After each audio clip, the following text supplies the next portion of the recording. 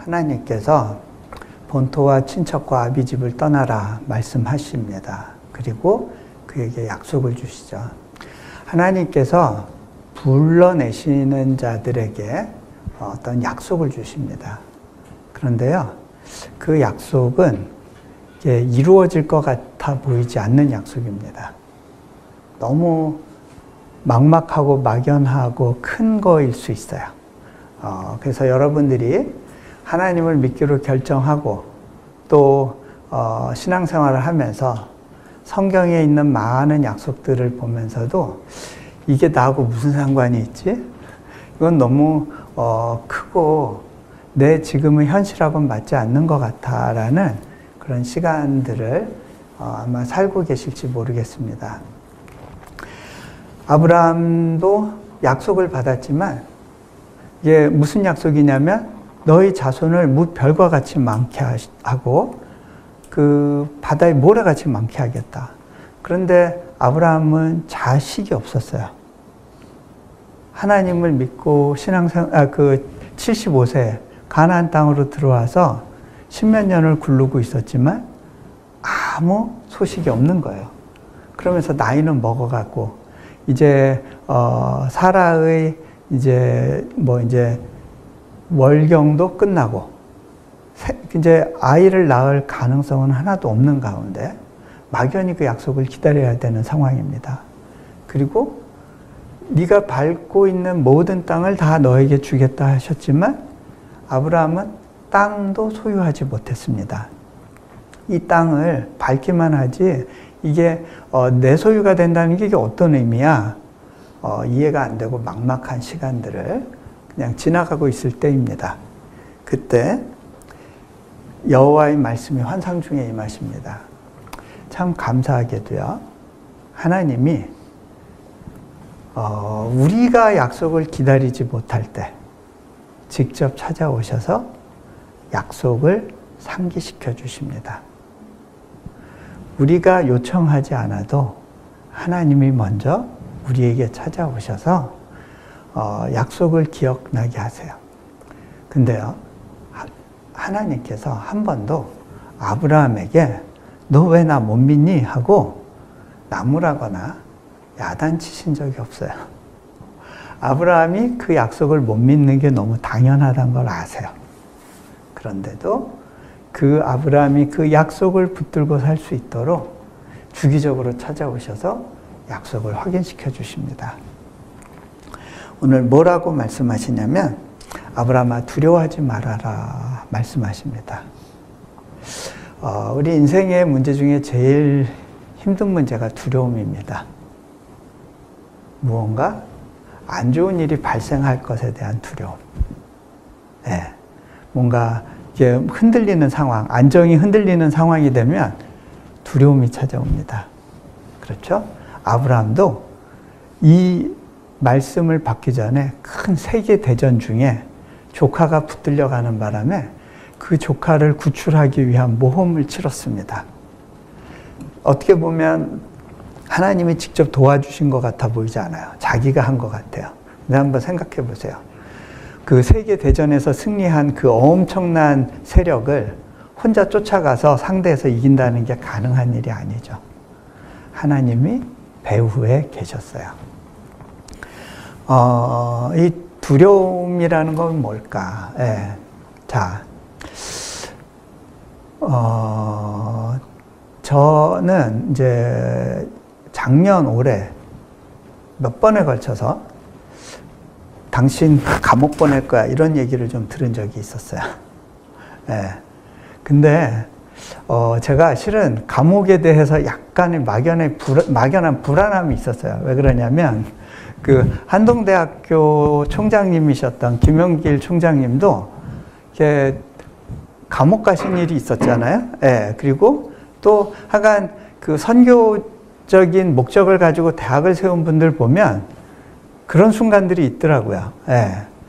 그러다 보니까 막연하게나마 하나님 저도 그 짐을 져야 되는 거예요? 그거 아니죠? 뭐 그런 얘기를 한 적이 있었는데 그러다 보니까 막연하게나마 이 감옥 얘기가 나오니까 제 세포가 굉장히 예민하게 반응하는 거를 느꼈었어요.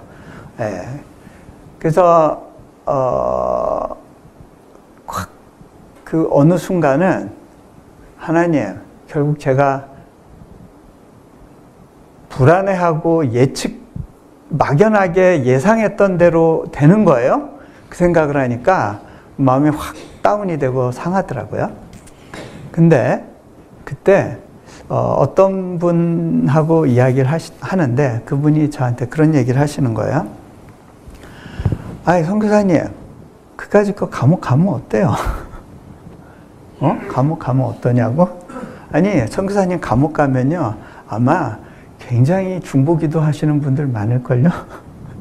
그러면서, 아니, 그러면 아마 선교사님 후원 문제도 자동으로 해결될걸요? 그렇게 얘기를 하는 거예요. 그래서, 아, 그래요? 까짓 거 좀 가 있으면 어때요? 근데 딱 그 얘기를 듣고 나니까, 아, 그렇구나. 그래, 감옥 가면 어때? 그러고 나니까요, 정리가 되는 거예요. 여러분, 두려워하는 거에 대해서 죽으면 돼요. 그 천정은 자매하고 전에 얘기하다가 거기 죽음은 소망이라고 그랬나요? 예, 그 얘기를 했을 때 저는 그게 무슨 말인지 이해가 됐어요. 여러분, 죽음의 가능성에 대해서 죽어버리고 나면요, 죽음이 더 이상 우리를 붙들지 않아요. 십자가 앞에 나간다는 얘기는 뭐냐면, 십자가 앞에서 자신이 죽어지는 거예요. 그러니까 자신이 두려워하는 것도 같이 죽어져요. 그게 죽어질 때 더 이상 그것이 나를 위협하지 못하고 나를 조종하고 끌고 가는 힘이 되지 않는 거예요. 하나님이 말씀하세요. 두려워하지 말라. 그러면서 말씀하세요. 내가 너의 방패가 되고 상급이 된다. 여러분, 인생 사는 게 버겁고 힘든 이유는 간단해요. 하나님이 나의 방패 되신다는 사실이 안 믿어져서 그래요. 다윗이 시편에서 고백을 해요. 여호와는 나의 반석이요, 숨을 피난처요, 뭐 산성이요, 요새요, 그런 이야기가 계속 나와요. 이게 결국 뭐예요? 하나님이 나를 보호해 주신다고 하는 그 사실에 대한 믿음의 표현이에요. 다윗도 그 믿음이 너무너무 필요했어요. 자, 아브라함도 마찬가지였어요. 하나님이 말씀하세요. 내가 너의 방패가 된다. 문제는요, 그게 안 믿어져요. 사람들한테. 그렇죠? 그러니까 내 스스로 나를 보호하고 문제가 없는 상황을 만들려고 끊임없이 애를 쓰고 살아요. 그런데요, 그렇다고 해서 우리가 두려움을 극복하지 못해요. 아무리 방어하고 스스로가 계획하고 준비해도요, 여전히 불안한 게 우리 인생이에요. 자, 상급이 된대요. 뭐예요? 우리 삶의 목적이 되시는 거예요. 그 사실이 믿어질 때만 오는 평안이 있어요. 하나님께서 아브라함에게 그 말씀을 하셨을 때 아브라함은 그 말씀이 안 믿어졌어요. 그러니까 뭐라고 얘기를 하느냐면요, 하나님, 아니, 알겠는데 근데 내 상황 보세요. 달라진 게 없잖아요. 우리 현실을 두고 얘기해 봅시다 라고 이제 아브라함이 하나님께 얘기하는 거예요. 뭐라 그러냐면, 주 여호와여, 무엇을 내게 주시려 하나이까? 아니, 실제로 뭘 주시겠다는 거예요? 나는 자식이 없습니다. 자식 약속하셨죠? 근데 자식이 없어요. 나의 상속자는 이 다메섹 사람 엘리에셀입니다. 하나님이 자식을 약속하지 않으셨는데 그 하나님의 약속을 실현할 방법은 내 집에서 키운 엘리에셀이란 사람에게 나의 재산을 상속하고 모든 걸 상속해서 이 사람을 통해서 다음 일이 이루어지게 해야 될 것 같아요 라고 이야기하는 거예요. 아브라함은요, 하나님이 약속하신 일에 대해서 자신이 거들어서 그 약속이 실현되도록 도와야 된다는 생각을 했던 것 같아요. 그래서 엘리에셀, 처음엔 롯, 그 다음에 더 나아가서는 이제 그 종하고 결혼해서 이스마엘, 그렇게 해가지고 하나님, 내가 이렇게라도 해서 하나님의 약속을 실현해 드릴게요 라고 하고 싶었어요. 그런데요, 여러분, 하나님은 사람이 할 수 있는 걸 약속하지 않으십니다. 사람이 할 수 있는 걸 약속하지 않으십니다. 두 번째, 하나님의 약속은 하나님이 이루십니다. 사람의 도움을 필요로 하지 않으십니다. 우리의 노력으로 사람이 바뀌지 않습니다. 그것은 하나님의 주권적인 역사입니다. 자, 제가 이제 안식년으로 지금 미국에 있다가 잠시 나왔어요. 그런데 그 이제 샬롯이라고 하는 도시에서 그때 이제 목회자들을 대상으로 하는 수련회를 섬겼어요. 근데 그 목회자 수련회 중에 어떤 목사님이 이제 저한테 질문을 했어요. 이분은 선교사님 말씀 들으면 위로도 되고 좋긴 한데 솔직히 그게 받아들여지지 않는 부분이 있대요. 너무 현실과 동떨어진 이야기를 하는 것 같대요. 그러면서 그러니까 이제 목회 현장에 계신 분인데 저하고 서로 방향과 가치관이 이제 맞지 않는다고 느끼는 거예요. 이분이 나중에 2박 3일 지나고 나서야 비로소 저한테 뭐라 그랬냐면, 선교사님, 이제야 이해가 되는 것 같아요. 이제야 내가 선교사님 말씀대로 살아볼 용기가 생기는 것 같아요. 그리고 어떻게 하면 되는지 이제는 이해가 됐어요. 여러분, 목사님들도 이해되는데 2박 3일이 걸려요. 제가 하는 설교가 굉장히 쉬운 것 같은데 막상 이게 삶 속에서 적용되고 이해되기까지 걸리는 시간이 필요한 것 같아요. 이분이 처음에 저한테 뭐라고 질문을 하셨냐면, 선교사님은 다 하나님이 하셨다고 그러는데 저는 그게 이해가 안 돼요. 선교지에서 지금 대학을 세우고 그 사역을 하시는 거는 선교사님이 잘해서 그런 거 아니냐는 거예요. 그러니까 선교사님은 내가 보면 대학교도 좋은 대학교 나왔고 머리도 똑똑하고 능력이 있는 것 같으니까 뭔가, 그리고 이제 그 아무래도 교회 안에서 네트워크도 있고 도와줄 사람들도 잘 찾을 수 있으니까, 그러니까는 그 선교지에서 대학도 세우고 뭐 그렇게 할 수 있는 거 아니냐는 거예요. 이 개인의 능력의 문제로 봐도 되는 건데 왜 굳이 그거를 자꾸 하나님이 하셨다고 하는지 그게 클릭이 안 된다는 거예요. 예, 솔직한 표현이에요. 근데요, 제가 그분한테 이렇게 물어봤어요. 자, 아브라함이 100세에 아들을 낳았는데 그 아들을 낳은 걸 보고 누군가가 찾아와서, 아, 아브라함 대단해요. 어떻게 100세에 아들을 낳았죠? 비결이 뭐예요?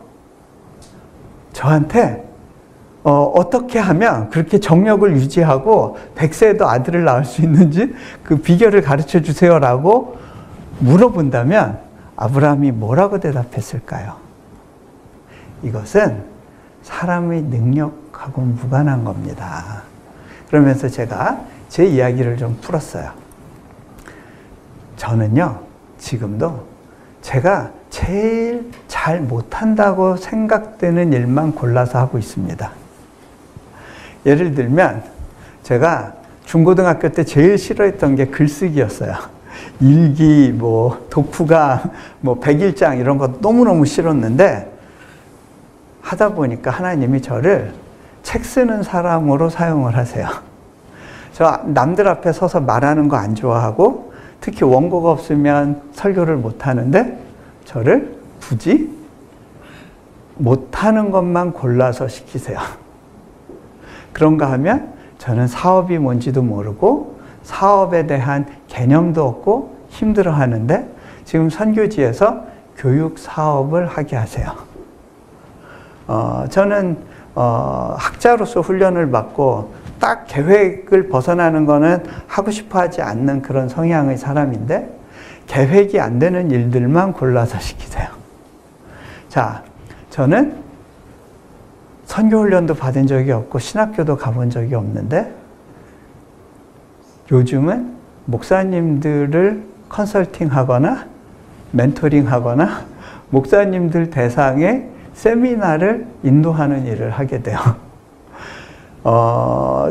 저는 제가 자격이 있다고 생각되는 걸로는 부르심을 받지 않고 제가 잘할 수 있는 거라고 생각하는 걸로는 하나님이 쓰시지 않고 내가 할 수 없는 것들을 가지고 일하게 하세요. 왜 그럴까요? 하나님이 홀로 영광 받기 원하시는 거예요. 그런가 하면요, 제가 그 목사님께 얘기했어요. 외국인으로서 아무런 재정도 갖지 않은 사람이 선교지에 뚝 떨어져서 외국인이 아무것도 못하게 막아놓은 그 인도네시아에서 더군다나 무슬림이 90%가 넘는 그 땅에서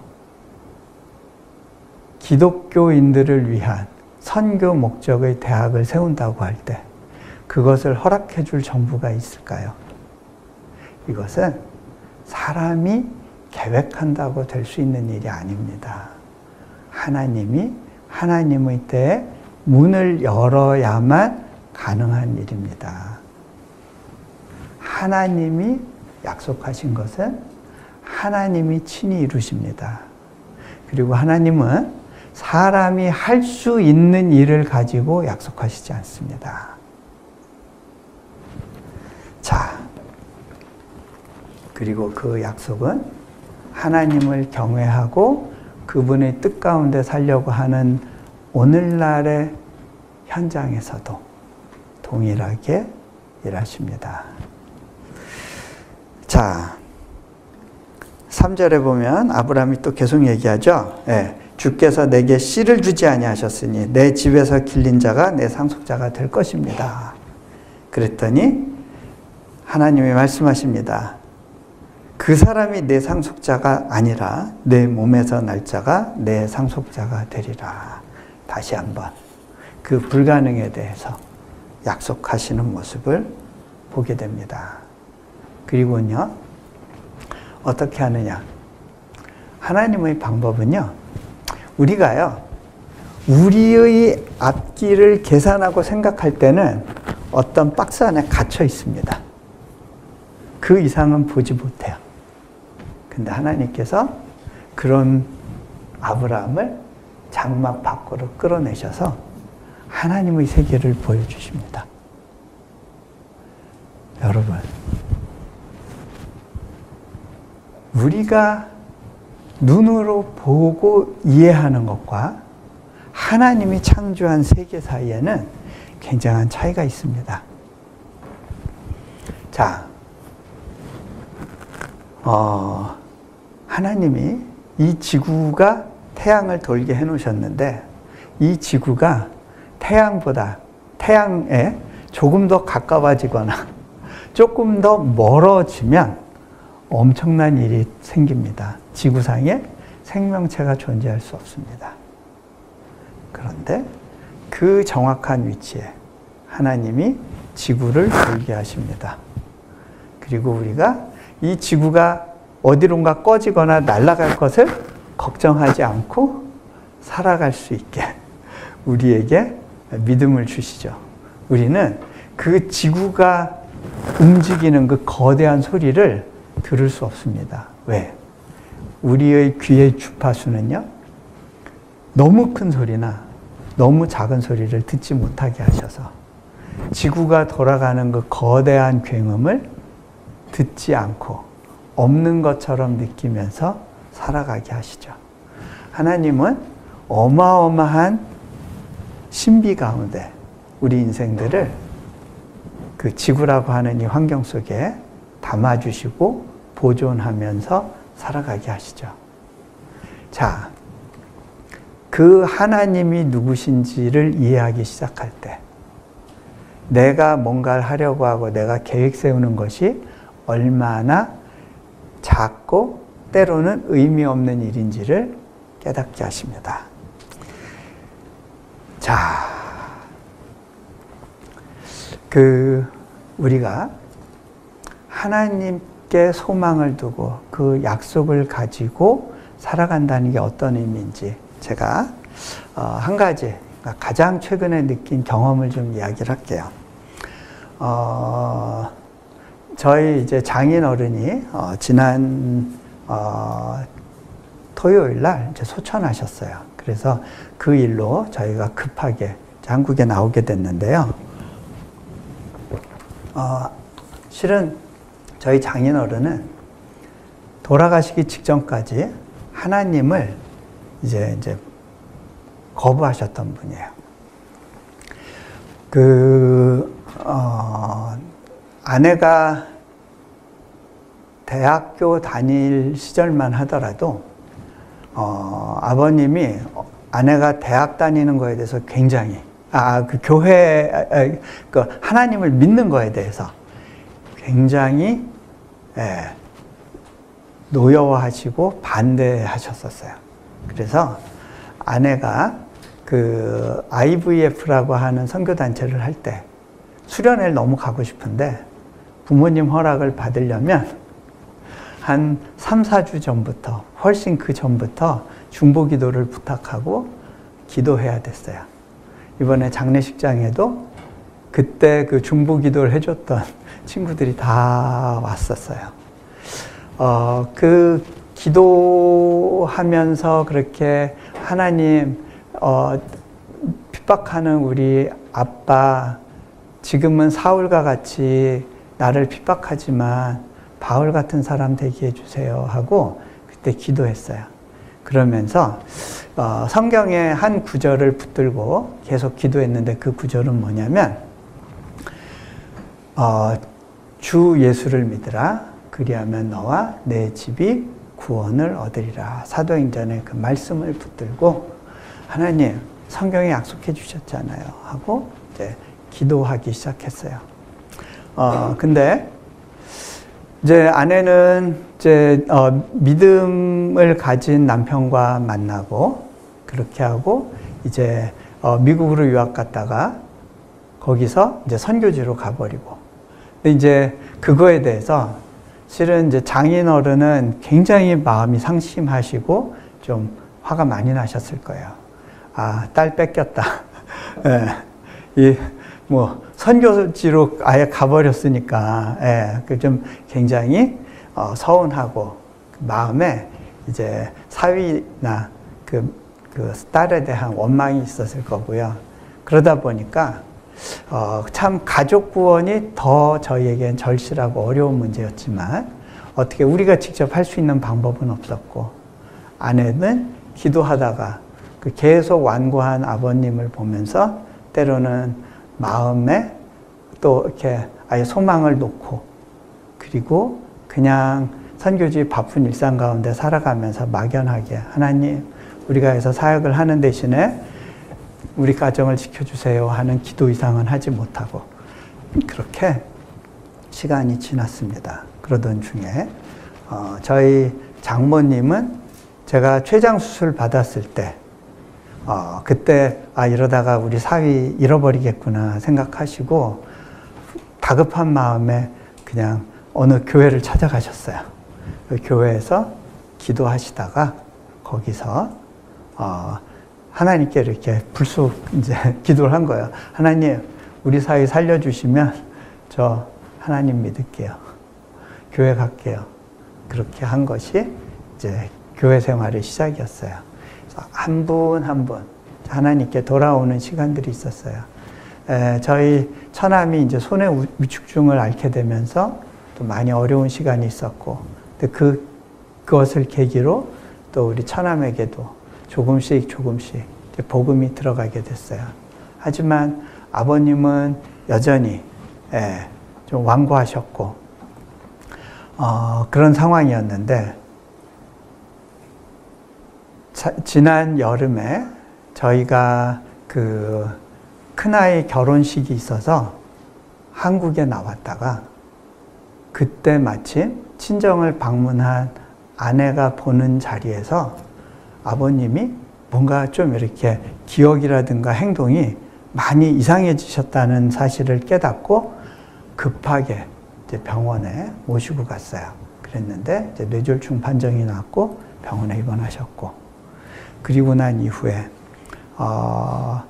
어렵게 우리가 이제 그 결혼식 치르고, 그리고 난 다음에 아버님이 이제 중환자실에서 일반 병실로 옮기셨을 때 간호할 사람이 필요했는데 이제 아내가 들어가서 아버지와 이제 시간을 보내면서 그때 이제 아버지와의 모든 이제 마음에 이제 쌓여 있었던 부분들, 이런 것들을 정리할 수 있는 시간을 그때 하나님이 주셨어요. 그래서 아내가 그때 기도하면서 문득 그런 생각이 드는 거예요. 뇌졸중이 오셔서 눈이 안 보이시니까 이거 하나님께서 혹시 사도 바울이 되게 해주세요 한 기도를 들어주시려고 하나님께서 잠시 아버지에게 어려움을 주시는 건가?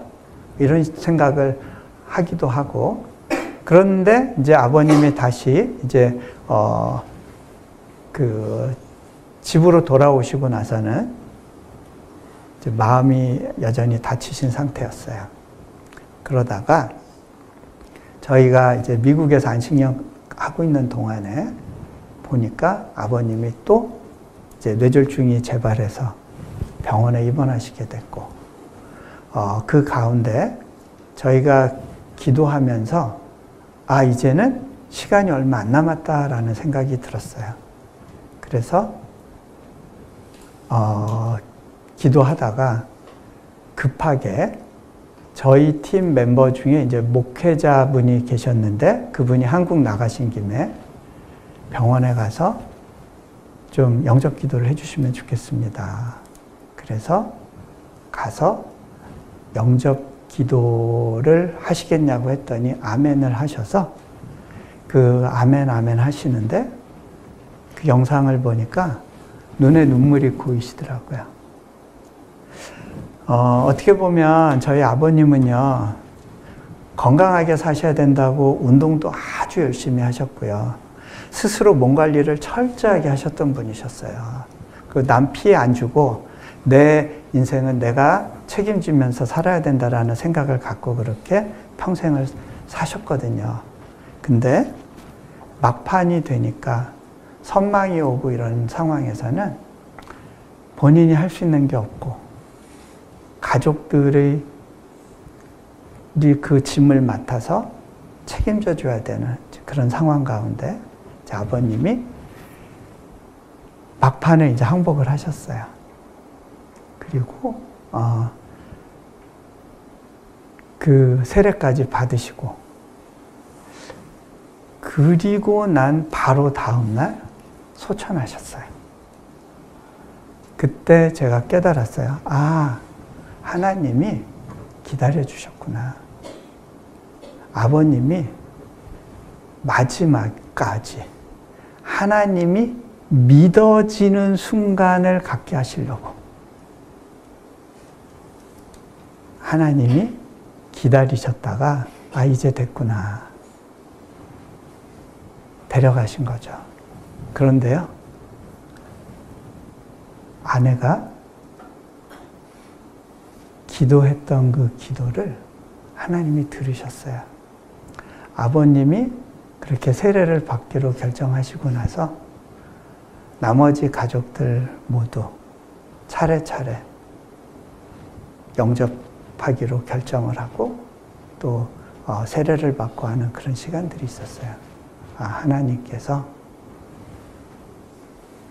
하나님, 이 말씀의 기초에서 내가 하나님께 구합니다 했던 그 기도를 마지막 타이밍에 이루어 주셨구나 라고 하는 것을 제가 깨달았습니다.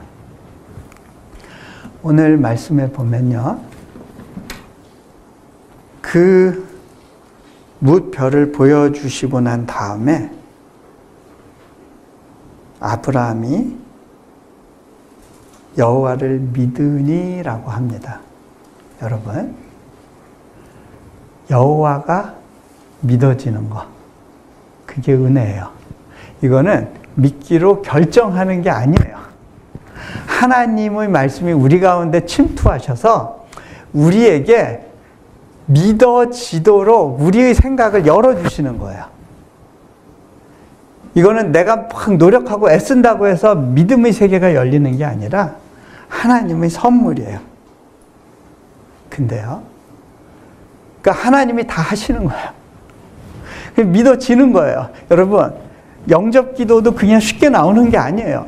아버님의 경우에 병원에 있는 동안에 몇 분이 가셔서 영접을 하시겠냐 그럴 때 아직 안 된다고, 준비 안 됐다고 거절하셨어요. 이게 내 노력이 아니에요. 믿어지는 게 은혜인 거예요. 영접이 되는 게 은혜인 거예요. 근데요, 그렇게 하나님의 타이밍 가운데 그렇게 된 영접에 대해서 하나님이 그것을 의로 여겨주신대요. 내 노력으로 믿어진 게 아닌데 그거를 하나님이 그래, 너 잘했다, 참 귀하다, 그렇게 해줘서 고맙다 해주신다는 거예요. 자, 이 순간 이후에 하나님께서 바로 아들을 주시지 않아요. 여전히 아브라함은 또 오랜 시간을 기다려야 됐어요. 근데요, 우리 인생 가운데 기다려야만 이해되는 것들이 있어요. 기다려야만 보이는 하나님이 있어요. 그거에 대한 이야기 하나만 더 해드리고요, 좀 정리를 하겠습니다. 제가 몽골 땅을 떠나고 나서 제 안에 몇 가지 질문이 있었어요. 하나님, 내가 이 땅에서 많은 걸 정리하지 못했는데 이제 몽골 땅을 떠나는데 이곳에서 제가 했던 사역의 의미가 뭔지 저 잘 모르겠어요.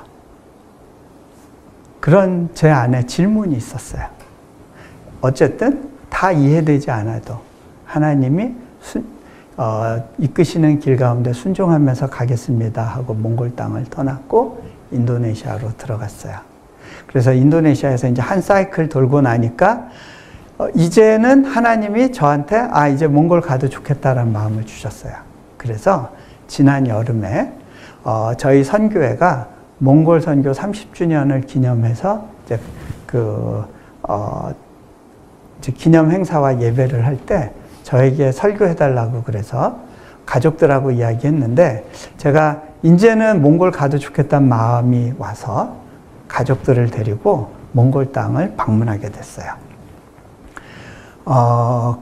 그때 이제 몽골에 있었을 때 아내는 몽골 영양개선연구소라고 하는 연구소에 소장으로 일하고 있었습니다. 근데요, 아내는 거기서 소장 일을 하는 게 너무 불편하고 부담스러웠어요. 아내는 리더십을 잡고 막 이렇게 나를 따르라 이런 걸 못해요. 그리고 이렇게 뒤에서 조용히 숨어서 이제 이렇게 도와주는 일 이런 것들을 좋아하고 전면에 나서는 거를 못해요. 그런데 소장 일을 하게 되면 사람들도 만나야 되고 관계를 쌓아야 되고 또 뭔가를 요청해야 되고 이런 걸 해야 되는데 아내는 이게 너무 힘든 거예요. 나한테 안 맞는 옷을 입고 있어 라고 하는 그런 생각이 있었어요. 하나님, 저는 그냥 이 자리에 있는 게 정말 순종입니다. 저는 이거 너무 힘들고 어려워요. 그런 마음이었어요. 그런데 그런 시간들을 보내면서 처음 시작했던 일은 뭐냐면 그 몽골 땅에 영양 문제가 너무 심각한 걸 알게 됐어요. 몽골에서는요, 다 고기 위주로 식사를 하고 야채를 안 먹다 보니까 야채 값은 엄청 비싸요. 고기 값은 엄청 싸요. 그 당시에 깻잎 12장 값하고 안심 1kg하고 값이 같았어요. 예, 그러다 보니까 사람들이 고기 위주의 생활을 했어요. 그러던 가운데 대부분 성인병으로 50대 사망자가 너무 많은 거예요. 그러니까 이 사람들이 평균 수명을 올려줘야 되는데 그러려면 어려서부터 식습관이 들어야 돼요. 더군다나 초중고 아이들 보면 아침은 굶고 가서 점심은 건너뛰고 집에서 저녁 한 끼 먹으면서 생활하는 거예요. 아이들이 건강한 균형 잡힌 식사를 못 해요. 그래서 학교 급식을 진행합니다 하고 학교 급식 프로젝트를 처음으로 시작을 했어요.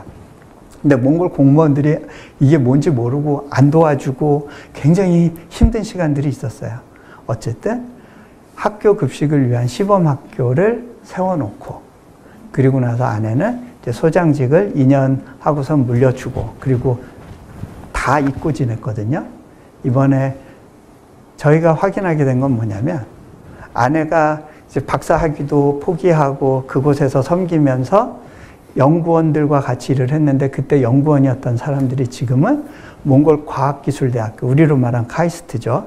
거기에 뭐 학장, 뭐 학과장, 그 다음에 뭐 국회 정책을 뭐 하는 중요한 포지션들에 다 가 있는 거예요.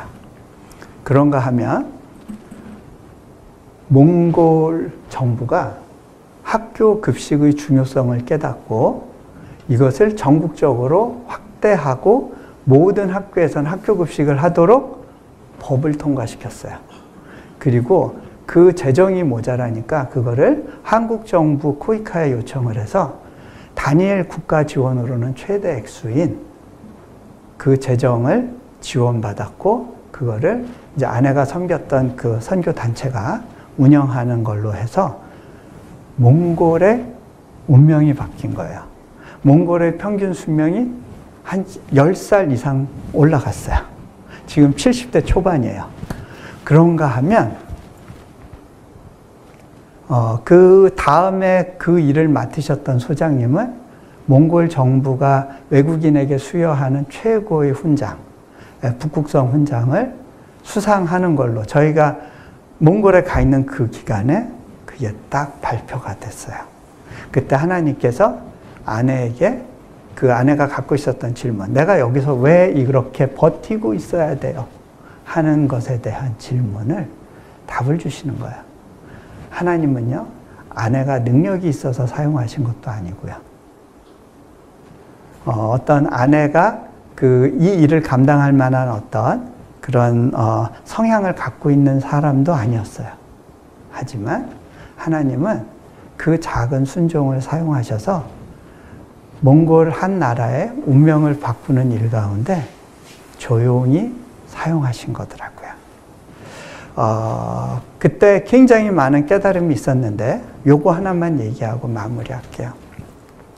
그때 저희 집에 저희 딸아이를 돌봐주던 저희 부부가 같이 밖에 나가서 일을 해야 되니까 그런 이제 도우미 자매를 구한 적이 있었어요. 그 자매는 셀렌게 아이막이라는 곳에서 살던 자매였는데 우리 학교 교수님 팀이 그곳에 가서 전도하다가 이 자매가 예수님을 믿기로 결정을 했어요. 그런데 그 지역엔 교회가 없으니까 신앙생활을 하고 싶다고 무작정 울란바타르로 상경을 한 거예요. 근데 이제 그 전도회 한 그 교수님이 얘 생활을 책임져 줘야 될 텐데 어떡할까 하다가 저희 집에 연락을 했어요. 혹시 참한 자매 있는데 혹시 거기 그 에바줄 자매 필요하지 않냐고. 그래서 그 자매가 우리 집에서 일하게 됐어요. 저는 이 자매를 한 번도 제자란 생각은 못 했던 것 같아요. 그냥 우리 집에서 이제 데리고 있어주면서 이제 서로 도움받는 그런 사이라고 생각하고 그리고 지나갔어요. 이번에 몽골에 갔을 때 이 자매가 선생님 꼭 좀 만나고 싶어요 하고 찾아왔어요. 그래서 부부가 같이 왔는데 이 자매는 지금 교회 목사님 사모님이 돼 있어요. 그 자매가 저한테 이런 이야기를 해요.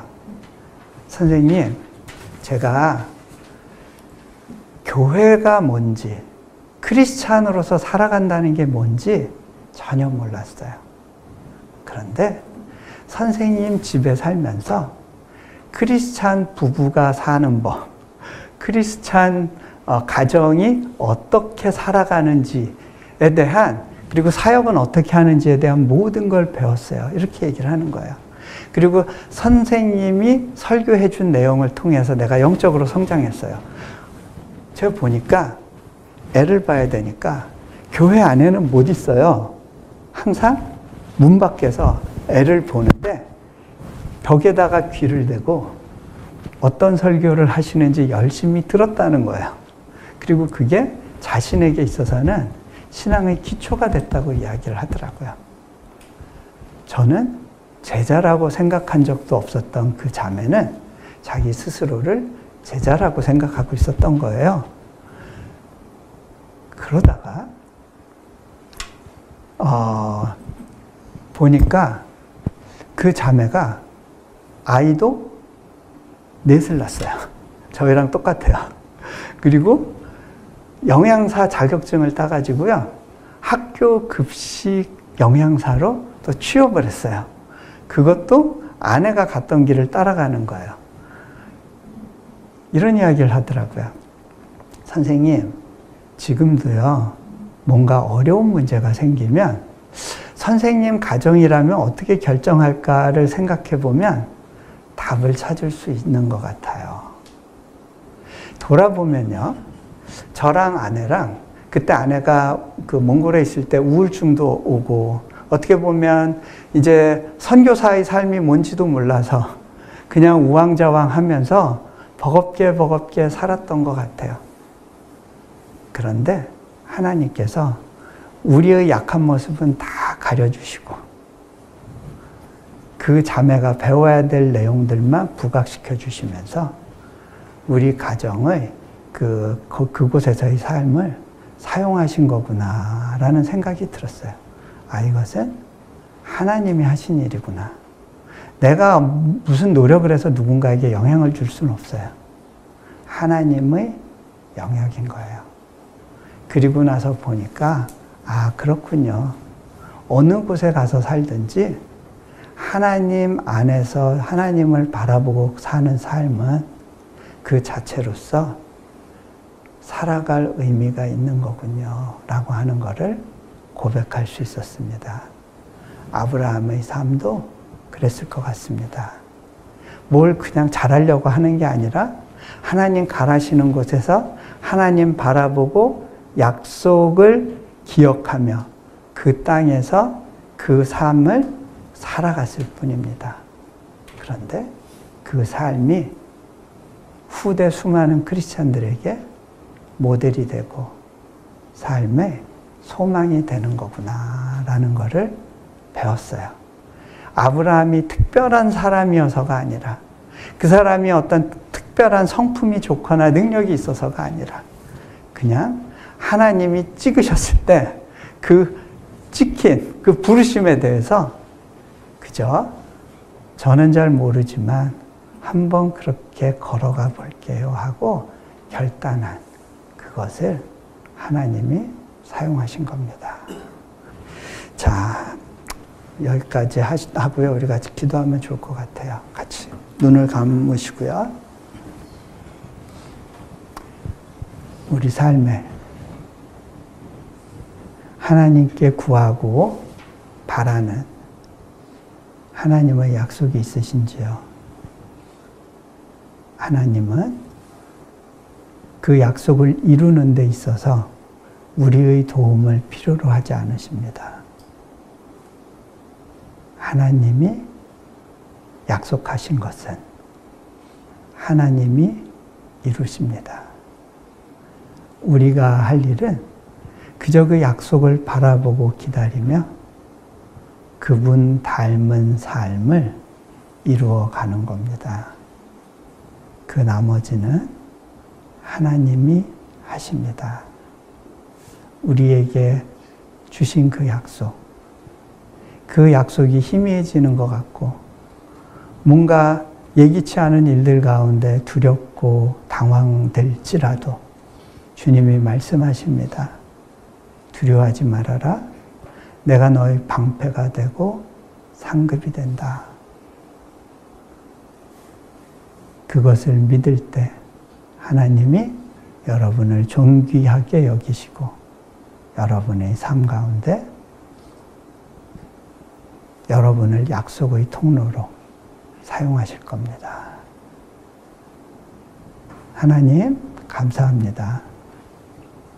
신실하게 우리의 기도를 들으시고 또 하나님의 때에 응답의 아름다운 열매를 주시는 것으로 인하여 감사합니다.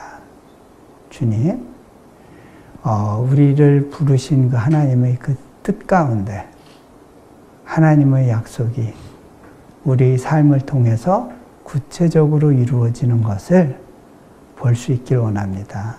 주님, 주님의 도구로 우리의 삶을 받아주시기 원합니다. 주님을 믿습니다. 신뢰합니다. 우리 주 예수 그리스도 이름으로 기도합니다. 아멘.